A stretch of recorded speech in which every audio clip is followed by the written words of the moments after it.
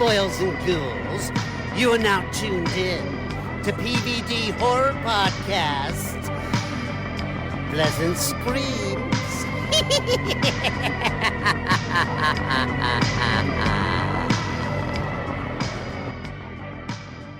Hey, everybody. Welcome to the PVD Horror Podcast. My name is Dave, and I am joined here today with Molly Rennick, who is the front woman of the Living Dead Girl, which is a band that debuted with their album Exorcism back in 2021.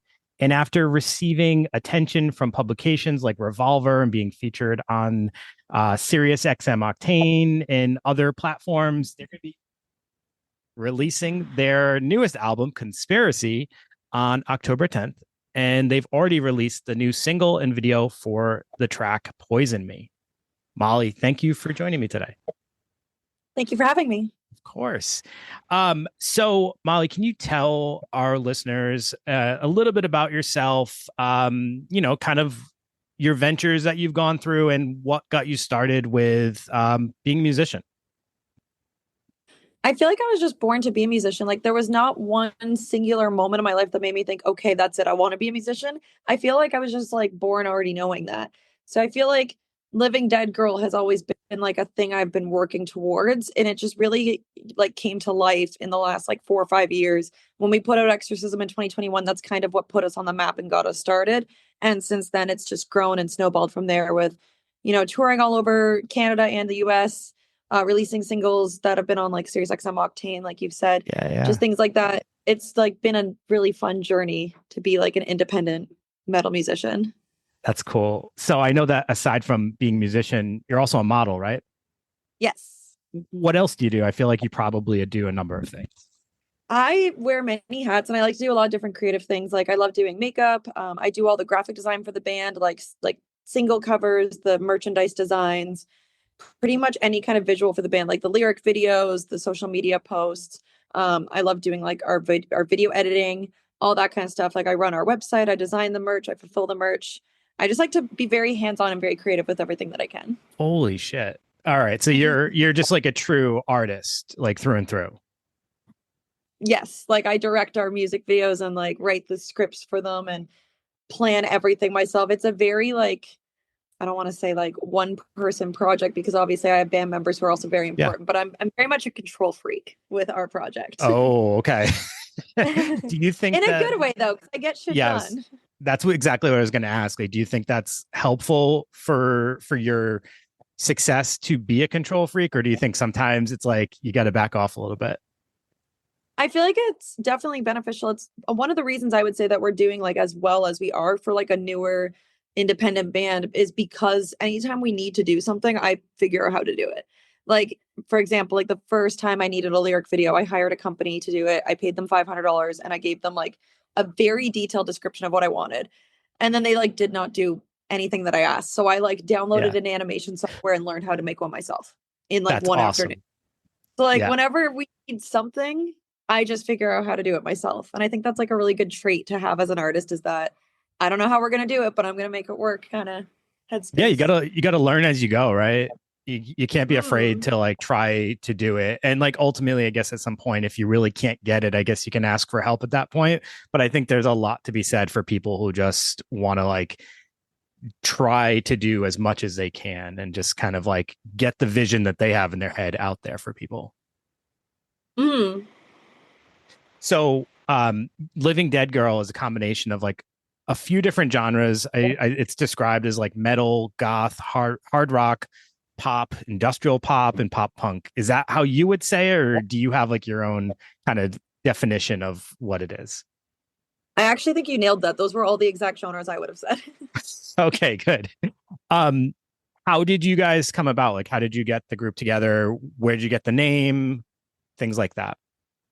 So I actually came up with the name when I was 15 years old. My parents told me that when I was born, the doctor thought I was dead. So my mom literally told me, she's like, you came into this world and just scared the shit out of us, like pretending to be dead, I guess. Yeah. So I started calling it Living Dead Girl when I was like 15 years old. And, that was before the band had like officially done anything. But I had started like, jamming with local musicians and trying to put a band together. And I was just calling it Living Dead Girl all along. But the group that we have now, like our current lineup, I feel like is like the strongest lineup we've ever had. Obviously there's been member changes over the years because that's the nature of any band, but especially a smaller independent band. It's like, hey, who wants to go live in a van and lose money with me for weeks at a time? Like, good luck finding people who are going to volunteer to do that. Right. So Right. I feel like, there's been different like member changes throughout the years, but the group that we have now is like perfect. Who's the other like longest standing member of the group? That would be Jordan Storing, our bassist. So he's like, I say he's the original member because he was with me like when the band was founded. So like I had jammed with other people before him when I was like 15 years old, but we met when I was 16, he was 17. And that's kind of like what got us started, was just me and a bassist. So Yeah. he's the other longest standing member. That's cool. So who would you say some of your influences are, whether it's like musically, aesthetically, or anything like that? I would say my biggest influence is definitely Avril Lavigne. She was kind of my introduction to like female rocker girls. Like, like I'd always seen rock music as a very male genre. Like I knew of like male fronted rock bands. And then I remember seeing like Avril Lavigne like smashing a guitar in a music video on MTV when I was like 4.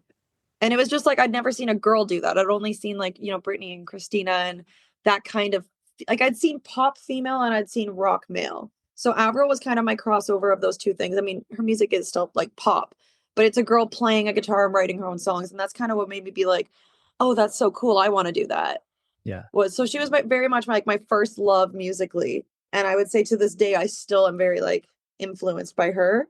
But also over the years, like I've looked up to like Marilyn Manson, In This Moment, that kind of music as well. So I like to be able to cross over those two different worlds. I'm like, I love pop music and pop punk, but I also love like the darker, heavier stuff. So I like to take both those things I love and put it into one thing. When you in your music videos, I think that really comes across, is that you're not just metal, but you do have this like fun, like bubbly side to you, and your videos are fun, and they're not just like, some are dark, some are, lighter, like the one where you're like at a gym and there's murders happening the whole time. It's fun, and it kind of represents, I think, what you're going for here. It's not just one thing. It's kind of a mixture of a ton of things. Yeah, we definitely like to have like an element of fun in things we do, whether it's like making things a little bit funny, a little bit comedic, or just like very upbeat and, like high energy. Because I don't like to be super serious and dark and depressing all the time. I think there's definitely a time and a place for that. I have some songs that are like that. We have some music that's like darker, like Poison Me, for example, is like a much like more emotional, dark song. We went straight serious with that one. But like with like the Exorcism video and Dysfunctional and Ugly, I was like, let's just do something fun. I'm like, I don't want to try to be so goth and spooky for a 4-minute long video. Like, I'll lose interest. I was like, I gotta do something fun in that. It sounds like you just try to like strive to be yourself and do stuff that represents you, instead of trying to be this stereotype of like what you think, something's supposed to be, right? Exactly. And I feel like that's kind of what sets us apart from other bands. They can be kind of similar in sound or similar in style. And it's like, but what makes us different from them is that element of fun. Yeah. So are you a horror fan? I am, yeah. All right. I figured, but I didn't want to assume. So what are some of your favorite horror films, and how do you like integrate that into your music, like creating music or writing music? So I definitely feel like I'm more a fan of older, kind of more classic horror movies than like the modern ones. Like, I'm not going to lie to you, I haven't seen like any horror movie that's come out in the last like 3 years. Because I also don't go to the movie theaters. The movie theaters annoy me. The last few times I went, people were like yelling the whole time and it bugged me. So I'm very much now like a stay home and watch it once it's on a streaming service. So I'm kind of behind on new horror movies, but I really like older ones like The Exorcist, Poltergeist, Halloween. Like the more like classic ones, I feel like they're just more my aesthetic. And I also liked when they were more practical effects. I like when they do special effects makeup and like real effects like that. Like I love makeup, so it's having like actual special effects and gore. Whereas once things started getting kind of like more CGI, then I'm not as into them. So definitely, like those older ones are my favorite. And how I integrate that into music is sometimes when I'm writing a song, like with Poltergeist, for example, like people will ask, what's the song about? Or what is any song about? And it's like, Poltergeist isn't about anything. I say that that's an abstract song. I'm like, I'm not talking about anything in particular. I literally just wrote that song, like not even fully inspired by the movie, because I had not seen the movie in years when I wrote that. but just kind of like picking like an element of like a folklore or a myth. I was like, let's just sing about ghosts, let's just tell a story about a ghost. So I like to be inspired by horror movies, but yeah, like I hadn't watched the movie anytime near when I like wrote the song, so it just kind of came to me randomly. Yeah. So it's less about like trying to tell the story that the movie displayed, and more about just like, this is an influence in here, but it's not about Poltergeist, for example. Yeah, it's like definitely like it's obviously an influence. Like it had some role in helping me think of it, but like Yeah. I watched that movie when I was like 13, I think. And then I wrote the song when I was like 20. So it's not like I watched the movie and then wrote the song the next day. It's I have just like I thought the movie when I was writing it. my embarrassing truth about Poltergeist is, for ages I thought I had seen Poltergeist, but it turns out I only seen Poltergeist 3, and I always thought that was Poltergeist 1, and then everyone would talk about it, and I was like, yeah, what about like, they were in the hotel, and everyone's like, what are you talking about?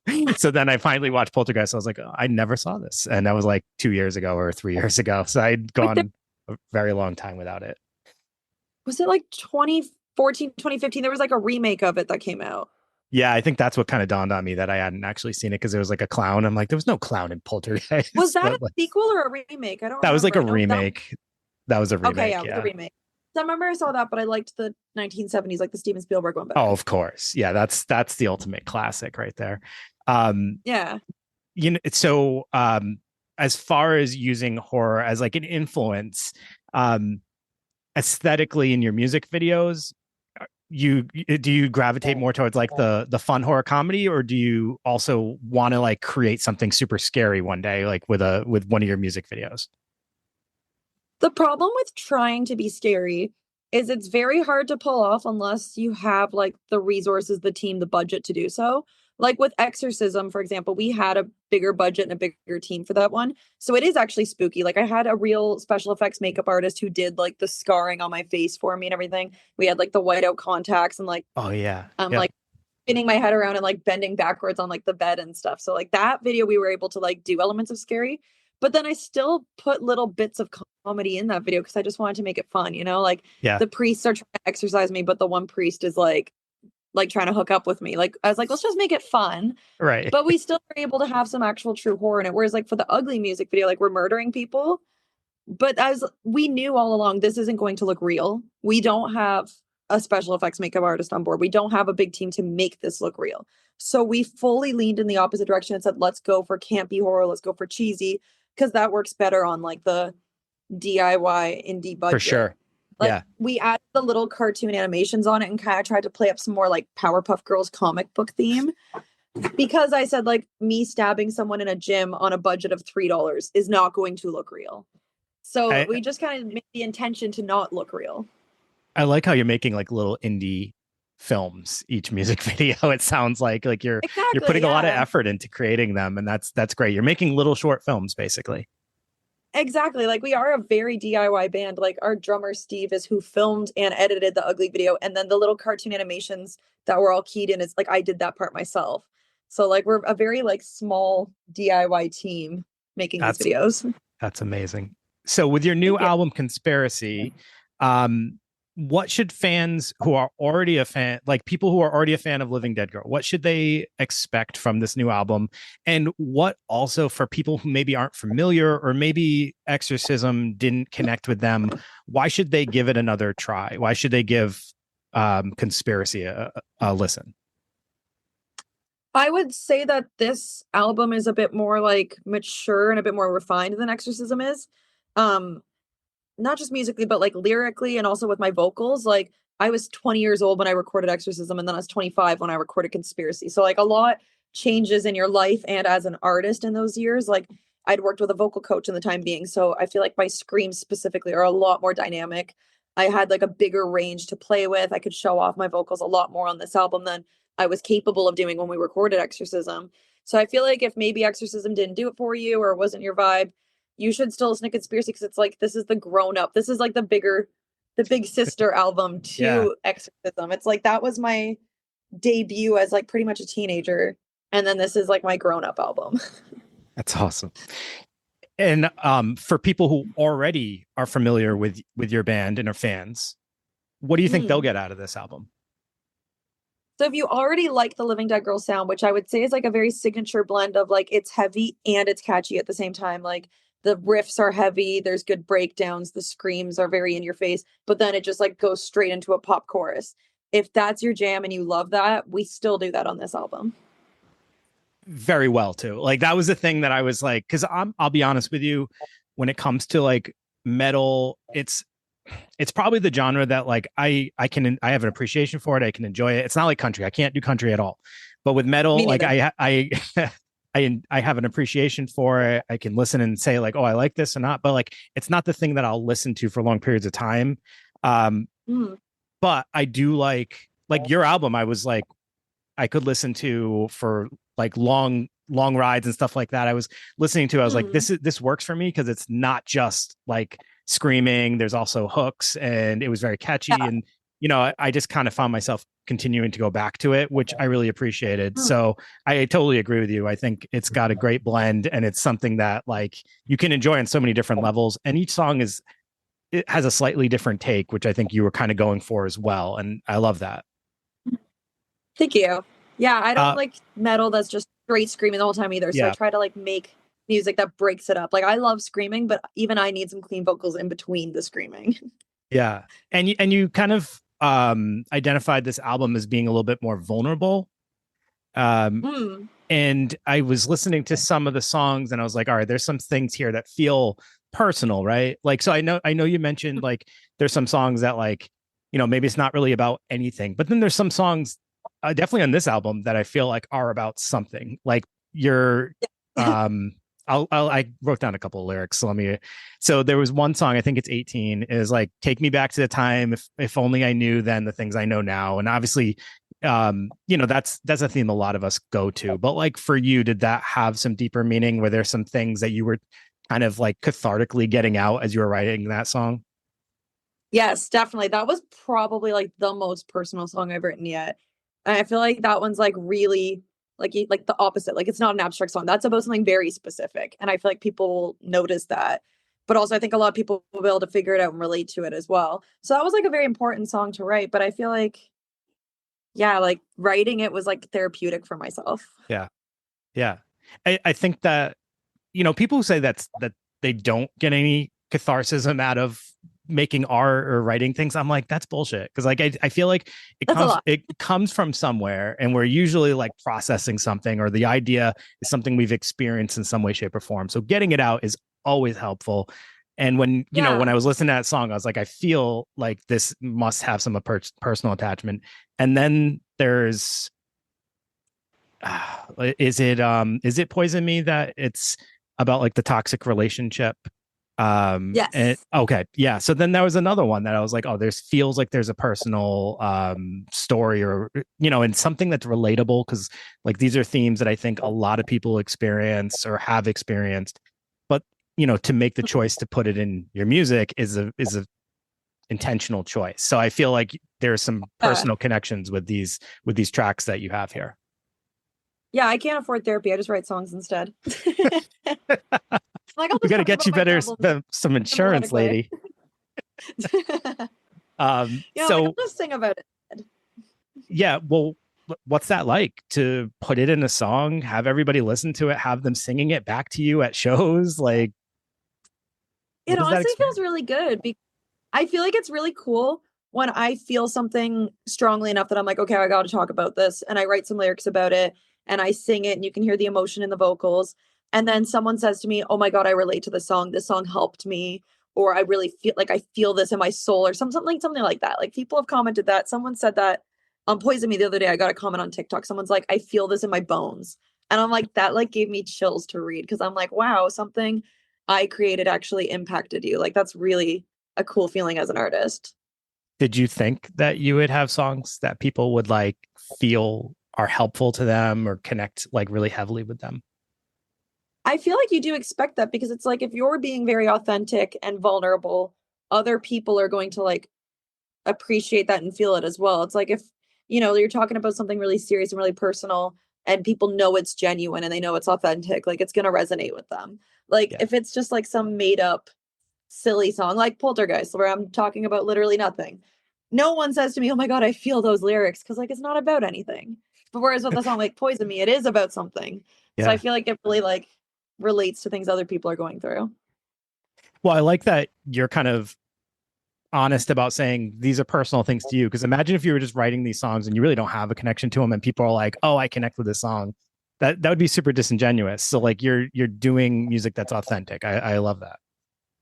Yeah, and that's why I could never do music that I don't write. Like a lot of artists I know, like especially like in pop music and stuff, like they just get songs given to them or their Hmm. like label buys songs for them.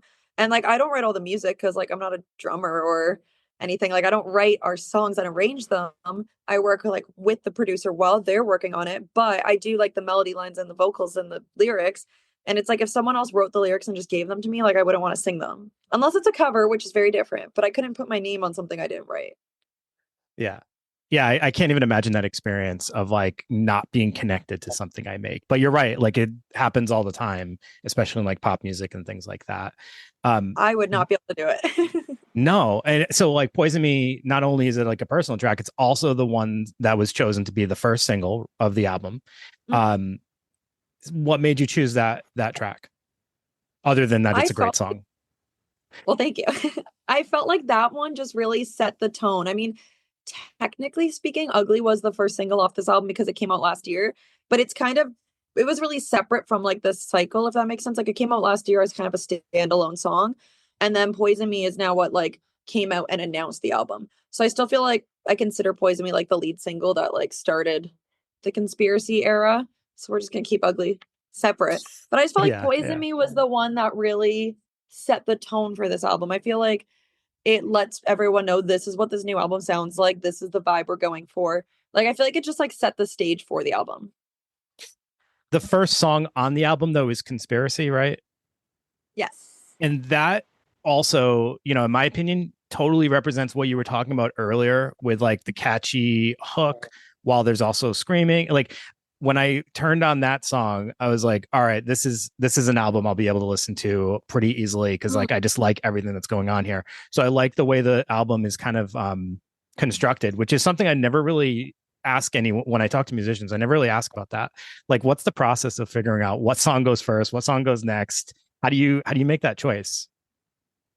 I actually love that process so much. It was one of my favorite parts of making this album was picking the track listing. So anyone who's listening to this, I'm begging you to please listen to the album in order because that's like the way we intended it. Yeah. It's really fun to think like, okay, think that this is my first time hearing these songs. What's the listener experience? Like, how do we want to flow? Like, really heavy song, then so softer song, then catchier song. Like, trying to figure out like the track list. I just really listen to them a lot and start building it in my head. Like, some of them just fall into place really easily. I was like, the title track, Conspiracy, is gonna be number one. It has like a dramatic intro. It's the introduction to okay, this is what we're getting into. And then we ended it with the softest song, Survival Mode. I was like, I want to end on a soft note. And then so you kind of just it's kind of like building blocks. You just stick them in spots and just Yeah. fill in the gaps. So it was really fun coming up with the track list. I feel like the order it's in is like the perfect order. I appreciate hearing that it's actually an enjoyable experience because I think that would be something I would like to do. If I was a musician, I think I would enjoy trying to figure out the order. But I also think it's super important too, because I can think of albums and albums to me are almost like reading a book. You wouldn't skip a chapter. And I think we lost sight of that during like the whole, podcast, like streaming era of music where it's like we just picked certain songs. And obviously there's going to be stronger songs. Not all of them can be super strong on an album, right? But it's almost intentional sometimes the order that they're in, and it's kind of the way the musician wants you to hear those songs. So to just only take out a few and listen to those on repeat, I think loses value to the process of making an album as a whole. So I like hearing how people do that, and just the fact that it's actually an enjoyable experience. I think I would relate to that. Like I think I would like doing that. Yeah, it's honestly like one of my favorite parts is like constructing the album. And that's why I keep doing full length albums and not just releasing singles. Is I like coming up with the album artwork, the title, the whole like making a collection of songs versus just here's a couple random standalone songs. It's Yeah. more fun. Is Poison Me your favorite song on the album, or do you have another one that I would definitely say it's one of my favorite Living Dead Girl songs ever. I just feel like it's such a strong, solid, like it's such a powerful song. So that one really stands out to me. And honestly, I find myself lately, like when I tell people I'm in a band, I want them to listen to Poison Bee first. So if that's not an indicator that it's one of my favorite songs, I don't Yeah. know what else would be. But definitely another standout song in the album to me is Succubus. That might Oh, be my favorite Living Dead Girl of all I time. actually really like that song, and I love the intro to it. Just kind of explaining Yeah. about a succubus and things like that. When I heard that one, I was like, "Oh, this is a great song right here," and it's fun, Thank right? you. It is. The, Yeah. I loved doing that intro because I wanted one song to have an intro like that. And then it naturally fit with that song because I was like, I think we need to give the definition of the word first because a lot of people have never heard that word before. so, you sound like you're very confident, excited, happy, probably a ton of other things about Conspiracy, the album as a whole, right? Yes. All of the above. I like asking people, things about processes and how things make them feel. Making an album and gearing up for its release, but also being super satisfied and feeling like it's something that represents exactly what you were trying to create. What is that emotion like? What does that feel like as you're going through this process of like, trying to get the word out about the album, all the advertising and promotion of it and stuff like that? Like, what has this whole experience been like right now? So being in an album cycle is my favorite thing in the world. And I'm so excited. Like I was so eager to get Conspiracy announced. Like we hadn't even picked the release date yet. And I was just like, we need to get this album announced. We need to get it out there. And it's like, okay, one thing at a time. Like you got to plan out the music videos, the singles, the release timeline. I was just like so eager to get in an album cycle again because it's so much fun being like, new album coming soon. Here's another single. Here's another music video. Here's a new Yeah. merchandise collection. Here's this. Like it's just like so much stuff to release and announce and share all at once.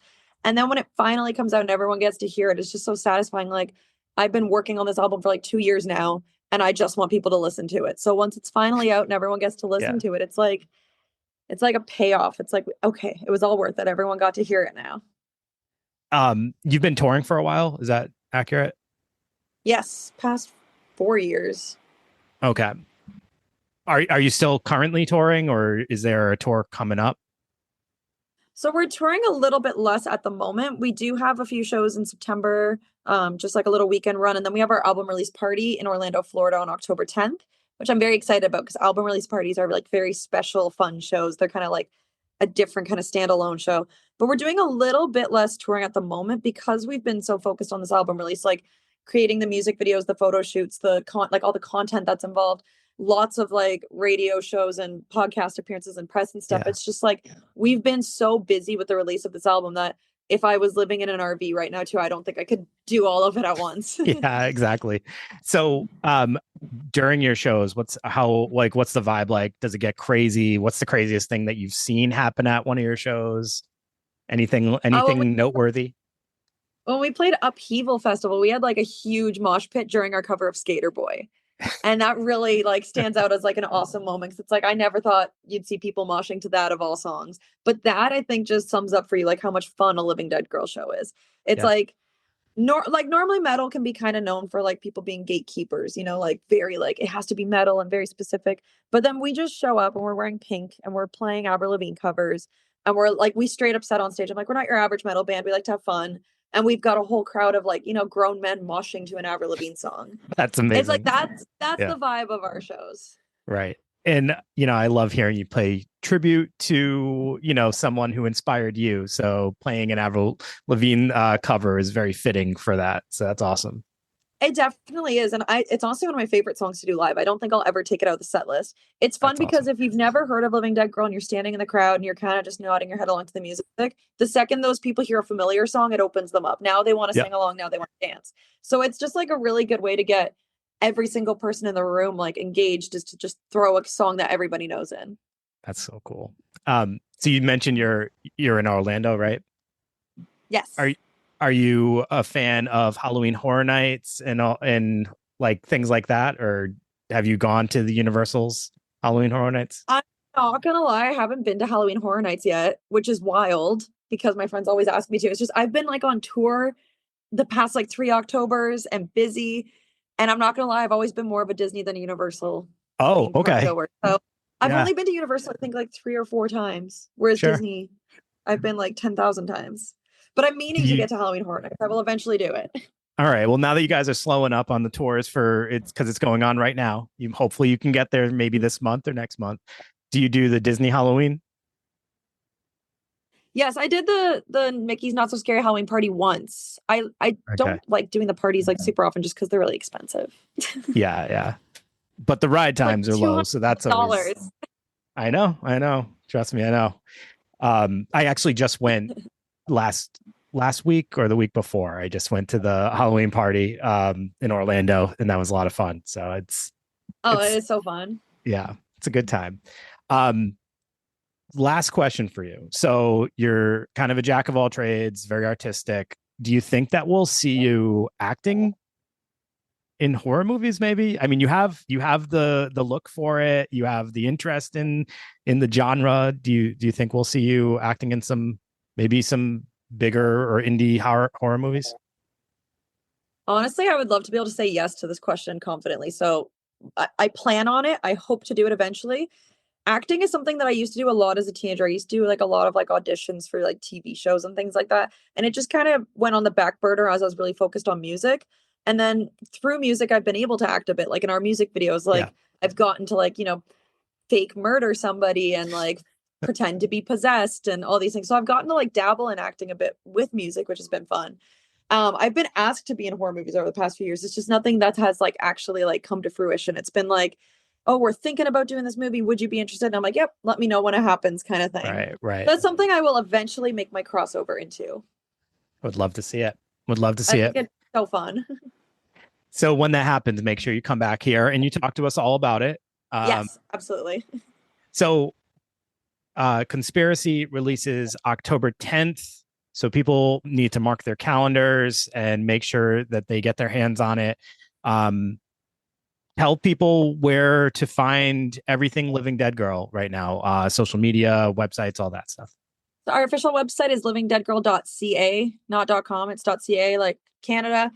We've got our pre-orders for Conspiracy on there. So if you are someone who likes to buy vinyl or CDs, we've got all that stuff as well as new merchandise with it. Our album release show is coming up in October as well in Orlando. So if you're in that area, come check it out.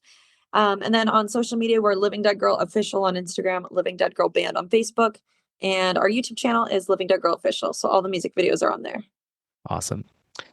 Molly, thank you so much for joining. This was a pleasure, and I wish nothing but the best for you. And I hope that you make a return on here at some point, and we're chatting about some other upcoming exciting project as well. So thank you so much.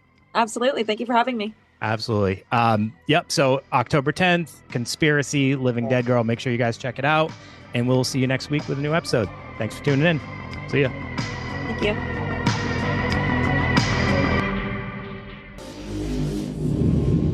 Game over.